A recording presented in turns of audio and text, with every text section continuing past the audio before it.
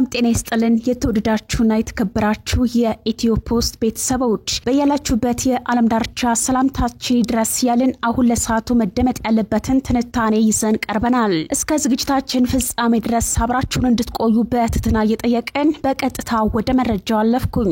መከላከያ የሰፈር ሚሊሻ ሆኗል። ወደ ወታደራዊ መንግስትነት እየከነፈ ያለው ብልጽግና ወታደራዊ መንግስት ለኢትዮጵያ አዲስ አይደለም። ሀገሪቱን በደም አበላ የነከሩት ኮሎኔል መንግስቱ ኃይለ ማርያም ኢትዮጵያ ለሁለት አስርታት ለሚጠጋ ጊዜ ያክል በወታደራዊ መንግስትነት ስር ገዝተዋል። አሁን ለ40 ዓመታት በኋላ በኢትዮጵያ የወታደራዊ መንግስት ለማንገስ የብልጽግናው መንግስት እየታተረ ነው የሚሉ ጭምጭምታዎች እየተሰሙ ናቸው። አንዳንድ የመንግስት ውሳኔዎችና አካሄዶች ሲቃኙም ይሄንን ጭምጭምታ የሚያስረግጡ ሆነው ተገኝተዋል። በአማራና ኦሮሚያ ክልሎች ሰራዊቱ የካድሬውን ስራ ተከትሎ እንዲሰራ መደረጉ በአንዳንድ ምሁራን ዘንድ አገዛዙ ቀስ በቀስ ስርዓቱን ወደ ወታደራዊ መንግስትነት እንዳይቀይረው የሚል ስጋትን አጭሯል። ጠቅላይ ሚኒስትሩ አብይ ግን ለዚህ ጥያቄ አስገራሚ መልስም አላቸው። ብልጽግና ወደ ወታደራዊ መንግስትነት እየተሸጋገረ ነው ወይ የሚለውን ጥያቄ አንስተን አንዳንድ ወታደራዊ ጉዳዮችን እንፈትሻለን። ከሀገር ድንበር ጠባቂነት ወደ ካድሬነት ብሎም ወደ ሰፈር ሚሊሻነት ሚናውን እየለጠጠ ነው ስለሚባለው የመከላከያ ሰራዊት አካሄድም የምንላችሁ ይኖራል። ጥቂት ደቂቃዎች አብራችሁን ዝለቁ። እንደ ጠቅላይ ሚኒስትር አብይ አህመድ በኢትዮጵያውያን ልብ ውስጥ በቶሎ የገባ መሪ የለም የሚለው ሐሳብ ብዙሃኑን ያስማማል። ሰውየው ወደ ስልጣን ከመጡበት መጋቢት አጋማሽ 2010 ጀምሮ አስገራሚ ጀብደኛ እና አነጋጋሪ ውሳኔዎችን ወስነዋል። ከኤርትራ ጋር የተደረገው እርቅ ከጀብደኛ ውሳኔዎቻቸው መሃል ሲጠቀስ የኢህአዴግን ግንባርነት አንድ ቀን ባልሞላ ጊዜ ውስጥ ማፍረሳቸው ደግሞ ከአነጋጋሪ ውሳኔዎቻቸው የሚጠቀስ ነው። አብይ ከእንዲህ ያሉ ስብዕና ባለፈ የአለባበስ ስታይላቸው በተደጋጋሚ ፖለቲካ ትርጉም የሚሰጠው ነው። አንዳንዴ እንደ ወታደራዊ መንግስትነት መሪ የወታደር ሬንጀር ለብሰው ንግግር ሲያደርጉ፣ በሌላ ጊዜ ደግሞ እንደ ደርጉ መሪ መንጌ ወይም እንደ ሐማሴት ወዲ አፎም ካኪ ለብሰው ይታያሉ። የጠቅላዩ እንዲህ ያሉ አለባበስ በተደጋጋሚ ፖለቲካዊ አንድምታ ተሰጥቷቸው አንብበናል። በተለይም ወታደራዊ ሬንጀር ለብሰው የሚያደርጉት ፖለቲካዊ ንግግር በብዙ የተተቸ እንዲሁም ተጨማሪ ስጋትን ሲፈጥር ተመልክተናል። አብይ የሚሊተሪ ልብስ ሲለብስ ከጠቅላይ ሚኒስትር አብይ ይልቅ ኮሎኔሉ አብይ እንዲጎላ መልእክት ለማስተላለፍ ነው የሚሉትም ተቺዎቹ ጠቅላይ ከጦሩ የወጡ እንደመሆናቸው መጠን ከሲቪል አስተዳደሩ ይልቅ ለወታደራዊ ተቋም ትልቅ ትኩረት መስጠታቸውን በአይነ ቁራኛ ይመለከቱታል። አብይ ወደ ስልጣን ከመጡ ዕለት አንስቶ ከችግኝ ልማት ባልተናነሰ ለወታደራዊ ጉዳዮች የበዛ ትኩረትን ሰጥተዋል። ይህን ጉዳይ በአውንታዊ ጎኑ ስናየው የሀገር ሉዓላዊነት ለመጠበቅ እንዲሁም አሁን በአፍሪካ ቀንድ ካለው የኃይል አሰላለፍ ጋር ተያይዞ የሚታዩ እንቅስቃሴዎችን ለመክታት ወሳኝ እንደሆነ አይካድም። በሌላ ጎኑ ደግሞ ጠቅላይ ወታደራዊ ጉዳዮች ላይ በዚህ ልክ ትኩረት በሚያደርጉት የውስጥ ተቃውሞዎችን ለማፈን ነው ብለው የሚሰጉ አሉ። እነዚህ ወገኖች ስጋታቸው ለጥጣው የብልጽግናው አገዛዝ ወደ ወታደራዊ መንግስትነት እየከነፈ ነው ሲሉ የመረረ ስጋታቸውን ሲናገሩ ይደመጣል። መከላከያው በአማራና ኦሮሚያ ክልሎች ካድሬውን ሚና ተክቶ እየሰራ መሆኑን ደግሞ ስጋታቸውን አጠናክሮታል። ይሁንና ጠቅላይ ሚኒስትር አብይ ሰራዊታቸውን የካድሬው ሚና ተክቶ እየሰራ ነው ለሚለው ትችት የሚሰጡት አስገራሚ መልስ አላቸው። ጠቅላይ ሚኒስትሩ አብይ ከጦሩ የወጡ በመሆናቸው ጭምር ለመከላከያ ሪፎርምና ለጠንካራ የሰራዊት ግንባታ ልዩ ትኩረት መንግስታቸው ሰጥቷል የሚለው ከብዙ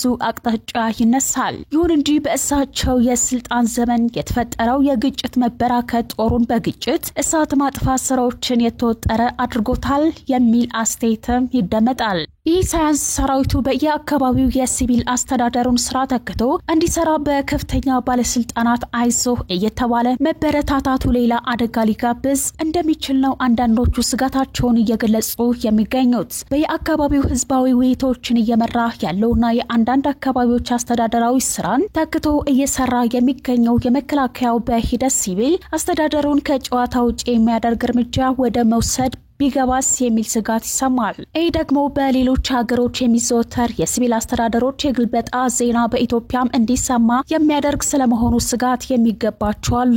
ባለፉት 6 ዓመታት የመከላከያ ሰራዊት ያህል የተፈተነ አካል የለም። የሰራዊቱ ፈተና በጦር ሜዳ ባለው ትንቅንቅ ብቻ አይደለም። ይልቁንም መንግስት ሰራዊቱ የካድሬው ሚና ተክቶ እንዲሰራ ማድረጉ ጭምር እንጂ። መከላከያ ልክ እንደ ፖሊስና የሚሊሻ ኃይል በየቦታው ለሚፈጠሩ ቀውሶች መሰማራቱ ሳያንስ የሲቪል አስተዳደሩን ካድሬው ሚና ተክቶ ከሀገር ሽማግሌዎችና ከሃይማኖት አባቶች ጋር ተቀምጦ በየአካባቢው የጸጥታ ችግር የውይይት መድረኮችን እንዲመራ መደረጉ የሰራዊቱን ሸክም የሚያከብድ መሆኑን እየተነሳ ይገኛል። የኢትዮጵያ ሉዓላዊ ዳር ድንበርን ማስከበር በራሱ ከባድ ፈተና ሆኗል በሚባልበት በዚህ ወቅትም የሀገር ዋልታና ማገር ነው የሚባለው መከላከያው በረባ ባረባው እንዲሁም በሚመለከተው በማይመለከተውም ጉዳይ እንዲጠመድ መደረጉ የተቋሙን የቤት ስራ አብዝቶታል የሚል ስጋት ከብዙ አቅጣጫዎችም ይደመጣል። ተከብሮና ታፍሮ ዘመናትን የዘለቀው የመከላከያ ተቋም በየመንደሩና በየክልሉ በሚፈጠሩ ግጭቶች ዋናው ህግ አስከባሪ ተደርጎ በተልኮች መጠመዱ ክልሉ በሚፈጠሩ ግጭቶች ዋናው ህግ አስከባሪ ተደርጎ በተልኮች መጠመዱ ሰራዊቱን ከባድ መስዋዕት እንዲከፍል ያደረገው ነው ይባላል። ከዚህ በተጨማሪም ሰራዊቱ ግጭት በማብረድ አዙሪት ተጠምዷል። በዚህም የፖሊስና ሚሊሻ ስራ እየሰራ ነው የሚል ስሞታ ይቀርባል። ከጥቂት ሳምንት በፊት ከመከላከያ ሚኒስተርነታቸው የተነሱ ዶክተር አብርሃም በላይ ከወራቶች ቀደም ብሎ በፓርላማ የተቋማቸውን የአራት ወራት አፈጻጸም አብራርተው ነበር። ሚኒስተሩ በዚያ ማብራሪያቸው ላይ ሰራዊቱ የቀበሌ ሚሊሻዎችን ሚና ተክተው እየሰራ መሆኑን እንዲህ ሲል ገልጸው ነበር። የቀበሌው የወረዳና የዞን ጸጥታ ጉዳዮችን ማስተዳደር ያለበት ማን ነው? ቀበሌን ማስተዳደር ያለበት ቀበሌ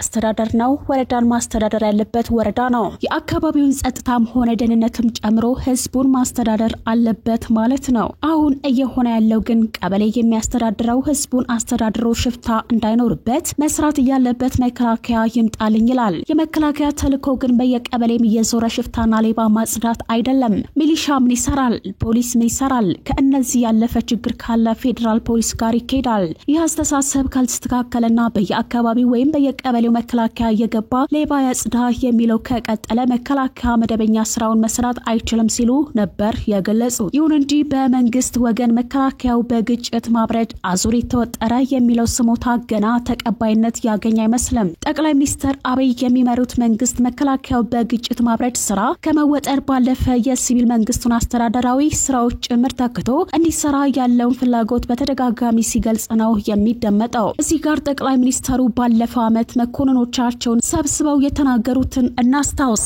አምና በሚያዝያ ወር አብይ ለሰራዊቱ ጀነራል መኮንኖች የሰጡት ገለጻ በኢሃዲ ጊዜ ቢሆን ከዋና ዋና ከተሞች ውጭ ሲቪል መንግስቱ ሳይሆን መከላከያው ሲያስተዳድር እንደኖረ ተናግረው ነበር። በየቦታ ሽፍታን ማጽዳት የተባለ ብዙ ቦታዎችን ሲያስተዳድር የነበረው መከላከያ ነው በማለት ነበር የተናገሩት። ቀጥለውም ቤጊ ላይ ኢሃዲግ እያስተዳደረ እንዳልነበር የማህበራዊ ትስስር ሚዲያ እንደዛሬው ስላልነበር አይነገርም። ኢሃዲግ በዋና ዋና ከተሞች የተወሰነ ነበር። ጎጃም ላይ ሽፍታ እየተባለ ለአመታት እየተለቀመ በርካታ ሰው አልቋል። በኢሃዲግ ዘመን በብዙ የሀገሪቱ ክፍሎች የአስተዳደር ስራዎችን የሚሸፍነው ሲቪል መንግስት ሳይሆን ጦሩ እንደሆነ ጠቅላይ ሚኒስትር በአጽንኦት ማውስተዋል። ከዚህ በመነሳት ዛሬ ላይ በየአካባቢ ሲሆን በሚመለከቱት ነገር እንዳይደናገጡ የጦር መኮንኖች ማሳስበዋል። በአንድ ሀገር የሚመጣ የፖለቲካ ለውጥ አራት አይነት መልክ እንዳለው በዚህ መድረክ ያስረዱ ጠቅላይ ሚኒስትሩ በሰራዊቱ ደረጃ በኢትዮጵያ የተደረገው ለውጥ ደግሞ ሶስት አይነት መልክ እንዳለው አብራርተዋል። አንደኛው ቀዩን መጽሐፍ በመቀየር ተቋሙ ሀገር በሚመጥና ደረጃጀት እንዲዋቀር ማድረግ መሆኑን ገልጸዋል። መከላከያና ፖለቲካ የነበራቸውን ግንኙነት የመቀየር ስራ በሁለተኝነት መሰራቱን አመላክተዋል። ካድሬው የራሱ ስራ ሳይሰራና ልማት ሳያመጣ በሙስና ህዝብ ያሳቀቀና የገደለ መከላከያ ላይ ተለጥፎ እንዲጨማለቅ መፍቀድ የለባቸውም። አጭበርባሪው ካድሬ ሰርቃል መልሶ ኦሮሞ አማራ ያለ መጠቀሚያ ያደርጋል። እናንተ ክብራችሁን መጠበቅ አለባችሁ ሲሉ አብይ ዶክተር ተናግረውም ነበር። ሲቀጥሉም የትኛውም ካድሬ የእናንተን ሩብ አያህልም። በጭንቁ ጊዜ እናንተ ናችሁ ህዝባችሁን ያያችሁት፣ የተዋጋችሁት፣ በቦቲ ውሃ ያጠጣችሁት ካድሬው አይደለም በማለት ማስረግጠዋል። ስለ ሰራዊቱ የፖለቲካ ግንባታ ወደ መዘርዘር ሲገቡ ደግሞ ሙያዊነት ሀገራዊ ውቅርን ታሳቢ ያደረገ የሰራዊት ግንባታ መንግስታቸውን እንደተከተለ በወቅቱ ገልጸዋል። የተወደዳችሁ አድማጭ ተከታታዮቻችን ለዛሬ ያስነላችሁ መረጃዎች እነዚህ ናቸው። ቻናሉን ሰብስክራይብ፣ ቪዲዮውን ላይክ እና ሼር በማድረግ ቤተሰብ እንድትሆኑ በአክብሮት እንጠይቃለን። ጤና ይስጥልን።